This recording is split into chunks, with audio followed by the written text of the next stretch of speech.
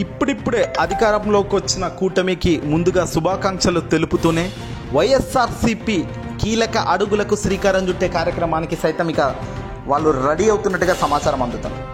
ఆంధ్రప్రదేశ్లో వైఎస్ఆర్సీపీ పార్టీకి సంబంధించిన వేవ్స్ బలంగా ఉన్నాయి అని మొదటి నుంచి చూసాము. కానీ ఆంధ్రప్రదేశ్లో ఎప్పుడైతే ఫలితాలు వచ్చాయో కుప్పకూలే పరిస్థితి కనిపించింది. ఈ పరిణామాలు, ఈ నేపథ్యం ఏంటి అనేది ఇంకా అంతు చిక్కకపోయినప్పటికీ తాజాగా ఆంధ్రప్రదేశ్ మాజీ ముఖ్యమంత్రి వైఎస్ జగన్మోహన్ రెడ్డి గారు చంద్రబాబు నాయుడు గారి ప్రమాణ స్వీకారం వేళ ఎన్నికల ఫలితాలపై మాత్రం సంచలన వ్యాఖ్యలు చేశారు జగన్మోహన్ రెడ్డి గారు. ఆంధ్రప్రదేశ్ ఎన్నికల ఫలితాలపై మాజీ సీఎం వైసీపీ అధినేత జగన్ చాలా కీలక వ్యాఖ్యలు చేశారు చంద్రబాబు నాయుడు గారి ప్రమాణ స్వీకారం వేళ. ఎందుకంటే ఎన్నికల్లో పోటీ చేసి దారుణంగా ఓడిపోయిన అభ్యర్థులతో జగన్ తన క్యాంపు కార్యాలయంలో ఈరోజు భేటీ అయి మాట్లాడారు. ఒక్కొక్క నాయకుడితో అనేక సార్లు భేటీ అవుతూ జగన్మోహన్ రెడ్డి గారు డిస్కస్ చేస్తున్నారు. ఓటమికి గల కారణాలను చెప్పుకొస్తున్నారు. అయితే ఎన్నికలకు ముందు ప్రభుత్వంపై ఎక్కడ అసలు వ్యతిరేకత కనిపించలేదని, కానీ ఫలితాలు మాత్రం పూర్తిగా భిన్నంగా వచ్చాయని జగన్ ఈ సందర్భంగా తెలియపరిచారు.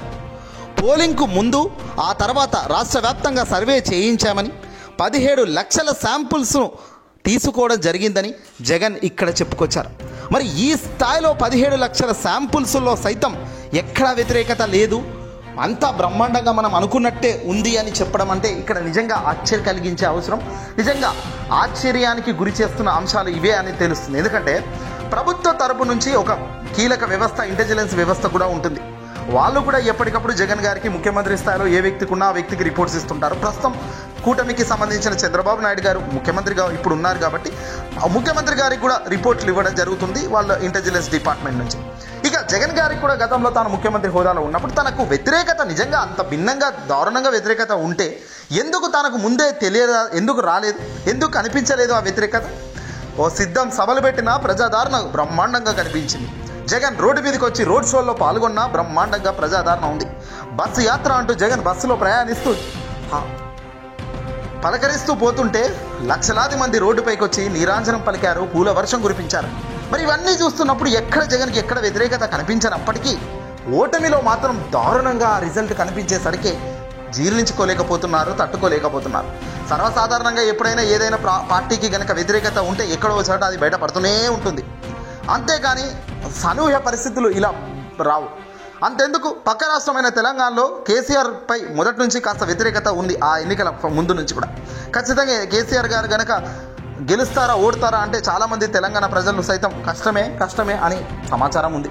మరి శాంపుల్స్లో కానీ సర్వేలో కానీ కేసీఆర్ గెలుపు 50-50 అని వాళ్ళు ఇచ్చారు. కానీ ఇంత ఆంధ్రప్రదేశ్లో మాదిరిగానైతే అక్కడ తెలంగాణలో జరగలేదు. ముందస్తు ఊహించినట్టే జరిగింది. కానీ తెలంగాణలో జరిగింది వేరు, పూర్తిగా ఆంధ్రాలో మరీ దారుణం ఏంటంటే ఊహించని స్థాయిలో అసలు పతనం అవ్వడం. అప్పటిదాకా ఓహో ఆహా వైసీపీకి అసలు తిరిగే లేదు అనుకున్న వాళ్ళము ఒక్కసారిగా వైసీపీ క్యాడర్ కుప్పకూలేసరికి ఏంది ఇది అని అవక్కైతున్నాం. సరే, ఓటింగ్లలో చూస్తే అంత బాగానే కనిపిస్తుంది. ఓట్ షేర్ బలంగానే 40% కనబడుతుంది. అంటే వీళ్ళు ముగ్గురు జతగట్టడంతోనే ఈ కూటమికి మరింత బలం చేకూరిందా? అంతే తప్ప లేదంటే ఏదైనా అందరూ అంటున్నట్టుగా గతంలో చాలా రోజుల నుంచి ఇప్పుడు జూన్ 4 తారీఖు నుంచి ఇప్పటిదాకా వస్తున్న ఆరోపణలు ఈవీఎం ట్యాంపరింగ్ చేశారని ఇంకోటని జగన్మోహన్ రెడ్డి గారిని ఓడించడానికి బహుశా 30 లక్షల కోట్లు ఖర్చు చేశారు, కేంద్రంలో ఉన్న వాళ్ళు కూడా ఉన్నారు అంటూ మీడియాకు సంబంధించిన అధిపెత్త ఒక మీడియాకు సంబంధించిన ఫౌండర్ ఒక వీడియోలో పెట్టడం, ఇట్లా వీడియో ఆరోపణ ఎన్నో అంతు చిక్కని ప్రశ్నలు ఎన్నున్నప్పటికీ తాజాగా జగన్ నోటి నుంచి వచ్చిన మాటనైతే ఇది. 17 లక్షల శాంపుల్స్ రాష్ట్ర వ్యాప్తంగా పోలింగ్కు ముందు పోలింగ్ తర్వాత మనం సర్వే చేయించాము. ఎక్కడ విభిన్నమైన పాత్ర మనది ఉందని కానీ వ్యతిరేకత ఉంది అని కానీ ఎక్కడ కనిపించలేదు. కానీ ఫలితాలు మాత్రం తారుమారుగా కనిపిస్తున్నాయి. నిజంగా ఫలితాల వెనుక ఉన్నది ఆ దేవుడు ఒక నిర్ణయం తప్ప మరొకటి లేదు అంటూ జగన్ అంటున్నారట. ఏదేమైనా తప్పు ఎక్కడ జరిగిందో పసిగట్టిన జగన్ దానికి తగ్గట్టుగా ఆయుధాన్ని సిద్ధం చేస్తున్నట్టు తెలుస్తుంది. ఆయన సైలెంట్గా ఉంటున్నారు 4 రోజులు అంటే కూడా ఏదో పూర్తిగా కుప్పకూలినట్టు కాదు. ఎంత వేగంగా తిరిగి తిప్పికొట్టాలి, ఎంత వేగంగా మళ్ళీ తిరిగి లేవాలి అనే దానిపైనే తన ఫోకస్ ఉంది తప్ప మరొకటి కాదు. ఇక కంటిన్యూస్గా ప్రజల మధ్యకు వస్తూ రావడం ఉంటుంది, ప్రజల్లో తిరగడం ఉంటుంది, ప్రజావేదికగా ప్రశ్నించడం ఉంటుంది, గొంతెత్తి అడగడం ఉంటుంది, కడిగి పారేయడం ఉంటుంది.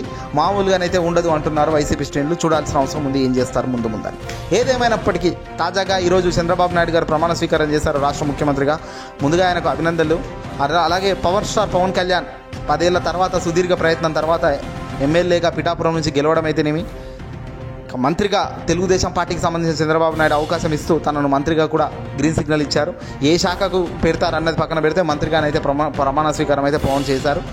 పవన్ గారికి కూడా ఇక్కడ ఆల్ ద బెస్ట్ చెబుతూ, నారా లోకేష్ సైతం మంగళగిరిలో 90,000 మెజార్టీతో గెలిచిన లోకేశంకు కూడా ఇక్కడ ఆల్ ద బెస్ట్ చెబుతూ రాబోయే రోజుల్లో మంచి చేయాలి, ప్రజలకు మాట మీద నిలబడుతూ ఇచ్చిన హామీలను ప్రతిదీ టైం టు టైం ఇంటి వద్దకే డెలివరీ చేసే పథకాన్ని శ్రీకారం చుట్టి ఏ మాదిరిగా వీళ్ళు సక్సెస్ చేస్తారన్నది చూడాల్సిన అవసరం ఉంది.